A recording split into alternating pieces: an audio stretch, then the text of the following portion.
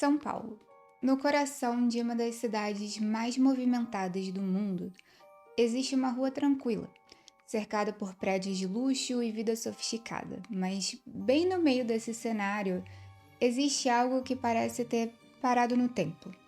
Uma mansão antiga, coberta de mofo, tomada por plantas que vão engolindo lentamente as paredes e as janelas.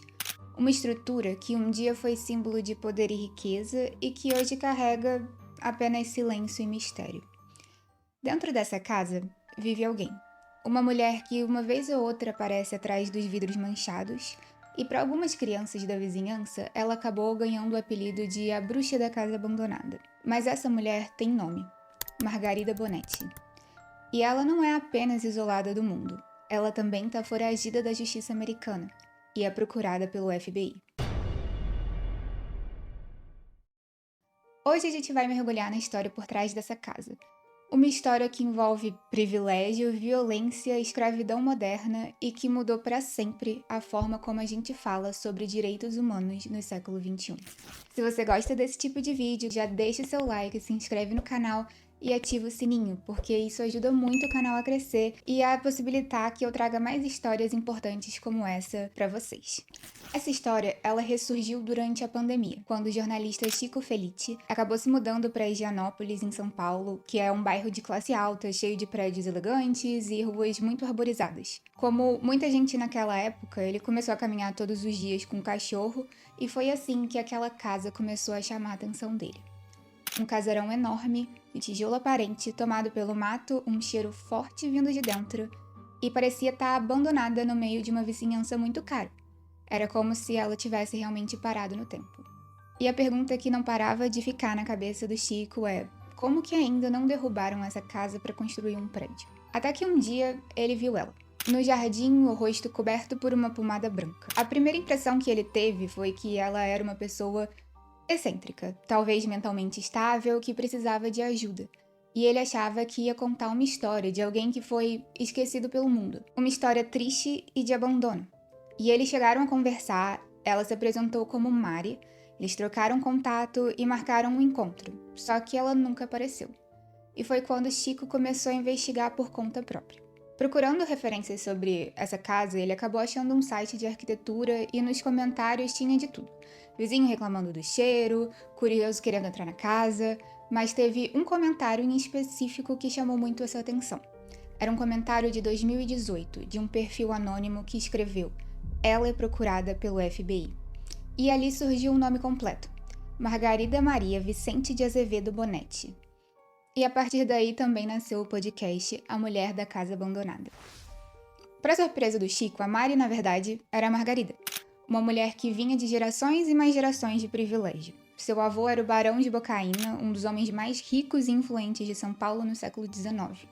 Ele era dono de tanta terra que uma das fazendas acabou virando cidade. Ele controlava ferrovias, bancos, engenhos e a família era basicamente o símbolo de poder. Então a Margarida ela cresceu nesse meio, cercado por empregadas, criada em um universo onde mandar era natural e obedecer era papel dos outros. Em 1972, a Margarida se casou com René Bonetti, que era um engenheiro promissor, e no fim da década de 70, eles acabam tendo uma oportunidade para se mudar para Washington, onde o René ia trabalhar com satélites na Comsat, que era uma grande empresa que até prestava serviços para a NASA. E antes dessa mudança, a família da Margarida insistiu para que o casal levasse uma empregada doméstica que sempre tinha trabalhado com eles desde adolescente, a Hilda Rosa dos Santos. A Hilda era analfabeta, vinda de extrema pobreza. E em uma entrevista, uma amiga da família Bonetti chegou a dizer para o Chico que a empregada foi um presente de mudança, como se realmente fosse possível dar uma pessoa de presente para outra. Então, só aí você já dá para ver o nível da mentalidade desse povo. Desde quando um ser humano pode ser considerado um objeto a ser presenteado? O casal se estabeleceu em Montgomery Village, em Maryland, que era um subúrbio tranquilo de Gaithersburg. A casa era bem espaçosa, o filho estava em uma escola particular e eles tinham uma vida confortável. Os vizinhos diziam que eles ficavam mais na dele e que não faziam muito esforço para socializar. E no início, os vizinhos achavam que a família se constituía apenas da Margarida, do René e do seu filho Arthur. Mas aos poucos eles foram vendo a presença de mais uma mulher na casa. Uma mulher com roupas meio surradas e inadequadas para o frio, que às vezes pedia comida nas casas ao redor. Hilda era uma mulher negra, analfabeta e vinda de extrema pobreza no Brasil. E nos Estados Unidos, ela viveu em 19 anos em condições desumanas, até que em 1998 ela conseguiu fugir com a ajuda dos vizinhos, e o FBI entrou em ação. Em uma transcrição de um depoimento prestado para o FBI, tinham trechos que alegavam que, durante esses quase 19 anos, a Hilda trabalhou para os Bonetti em condições análogas à escravidão. Ou seja, ela trabalhava todos os dias sem nunca ter recebido um salário. E além de viver em condições deploráveis, a Hilda ainda foi agredida várias vezes pela Margarida, a mulher do René Bonetti. Ela faxinava por dentro e por fora da casa, tirava neve, recolhia folha, passeava com o cachorro, lavava 3 carros. Ela chegou a passar 4 dias abrindo uma fossa no jardim com uma picareta para instalar um duto de gás. Porque aparentemente, apesar do casal ter uma condição financeira muito boa, eles não se prestavam a pagar alguém para fazer esse serviço. Ela também levava o filho do casal à escola, lavava, passava, costurava, encerava o chão e teve até que cimentar a calçada. E apesar da casa dos Bonetti ter pelo menos 3 quartos vazios no andar de cima, a Hilda era obrigada a dormir no porão, em um lugar sem janela, sem banheiro. Os Bonetti proibiram ela de usar o chuveiro, então ela tinha que carregar água em baldes que ela depositava em uma banheira de metal que ficava em um cantinho no porão. E além disso, a família também colocou um cadeado na porta da geladeira e dos armários da cozinha para que a Hilda simplesmente não consumisse a comida da cozinha. As agressões físicas relatadas eram sempre atribuídas a Margarida. Socos que evoluíram para pancadas com sapato, sopa fervendo no rosto e puxões de cabelo que chegaram a arrancar chumaços do couro cabeludo da Hilda. As agressões eram tão recorrentes que ela nem sabe dizer quando que elas começaram. Não há nenhum registro de agressões físicas por parte de René, mas ele sempre aparece ligado à negligência grave. Um dia, a Hilda cortou a perna limpando cacos de vidro e a ferida acabou infeccionando.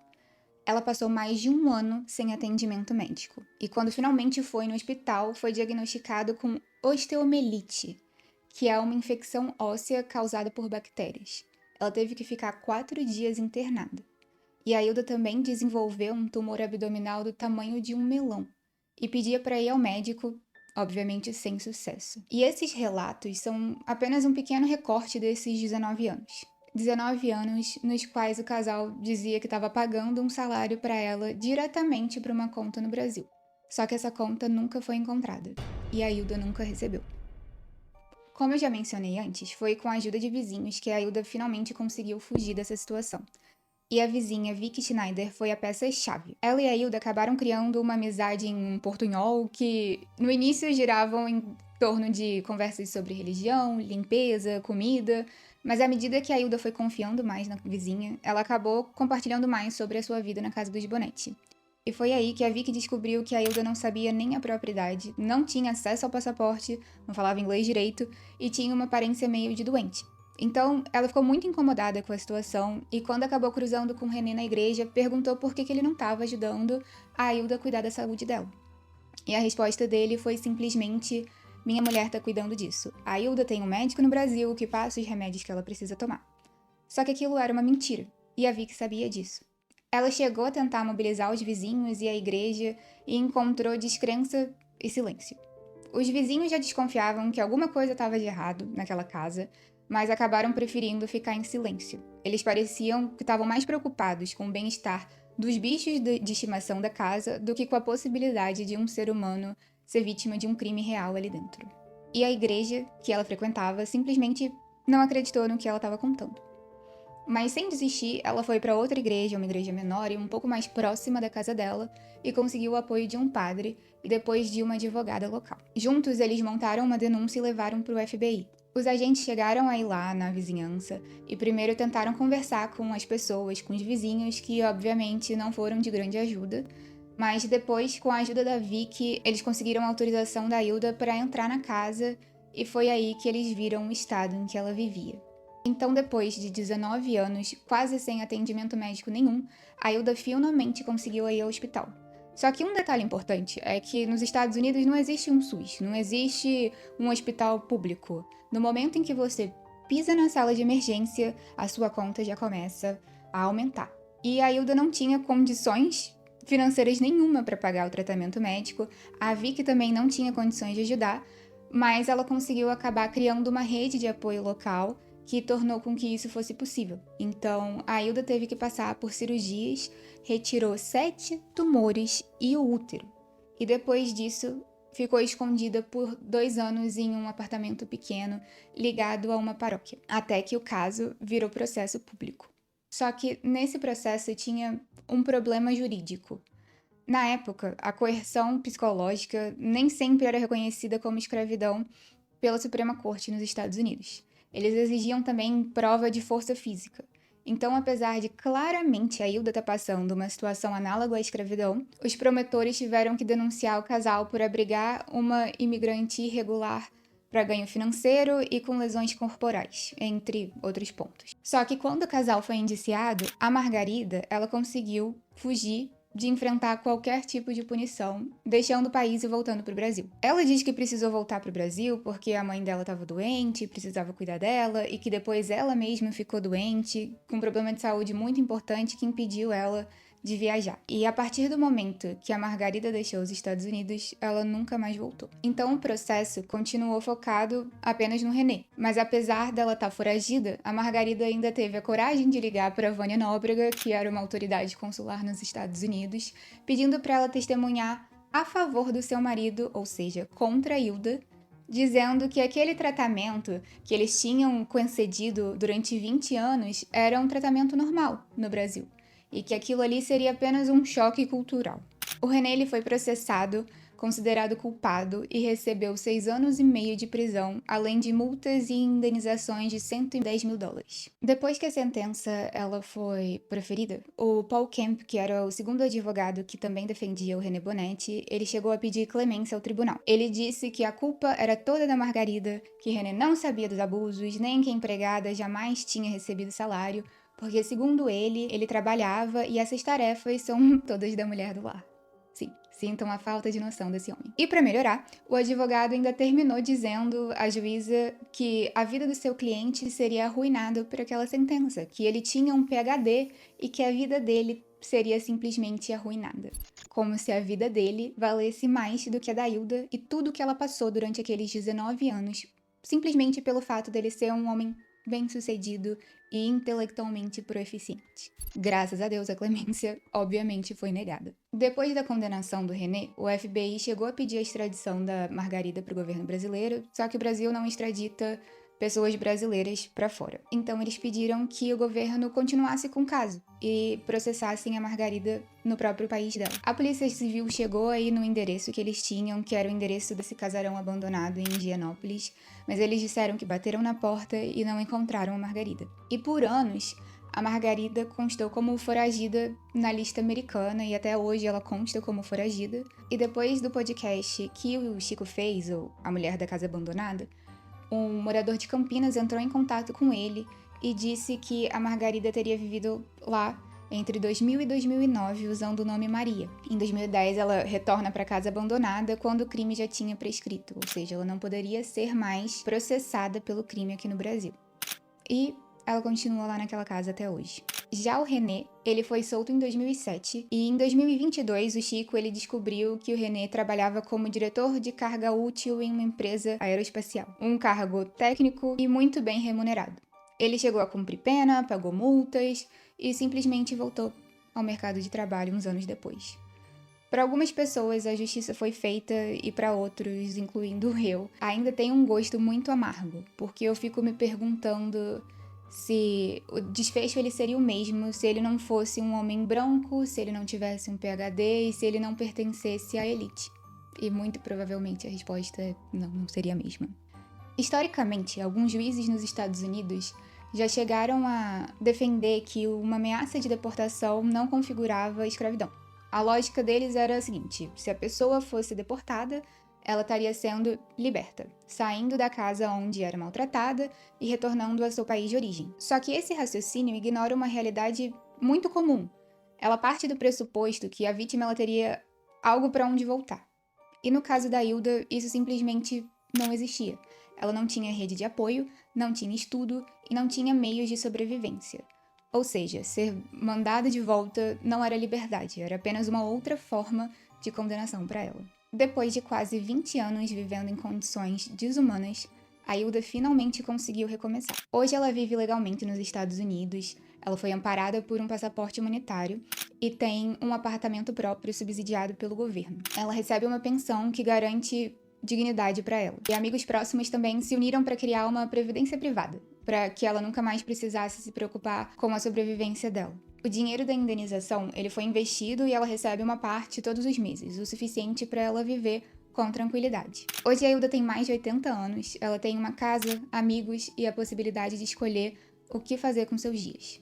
Coisas que podem parecer pequenas para a maioria das pessoas, mas que para ela significam liberdade conquistada. São lembretes de que Hilda sobreviveu. Talvez esse seja o ponto mais importante da história, que depois de décadas sendo tratada como escrava, a Hilda existe, resiste e tem voz. O caso dos Bonetti aconteceu no momento que o governo americano ele estruturava uma força-tarefa contra o tráfico de pessoas e exploração laboral. Então a repercussão desse caso ajudou bastante a atualizar as legislações, incluindo coerção psicológica e retenção de documentos como passaporte, por exemplo, elementos de crime. E essa mudança, ela ultrapassa o caso dos Bonetti e acaba alcançando milhares de vítimas. Quando a gente ouve a palavra escravidão, é muito comum a gente pensar em algo mais ou menos distante, como se fosse uma página dolorosa da história que tinha ficado para trás.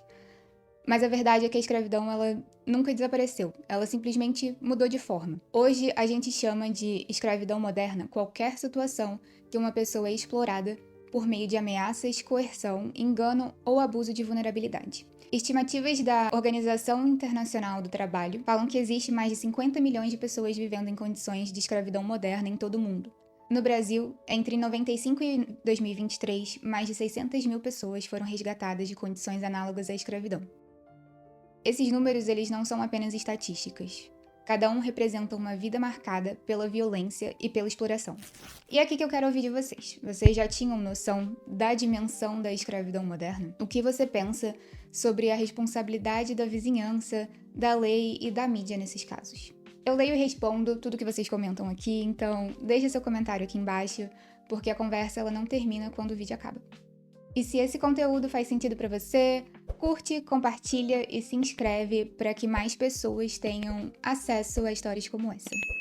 E se você quiser se aprofundar ainda mais, eu super recomendo ouvir o podcast A Mulher da Casa Abandonada e também assistir ao documentário disponível na Amazon Prime que tem o mesmo nome. Lembrando, no Brasil você pode denunciar casos de trabalho escravo e violação de direitos humanos pelo número Disque 100. Então, muito obrigada por assistir até aqui, até o próximo vídeo e tchau!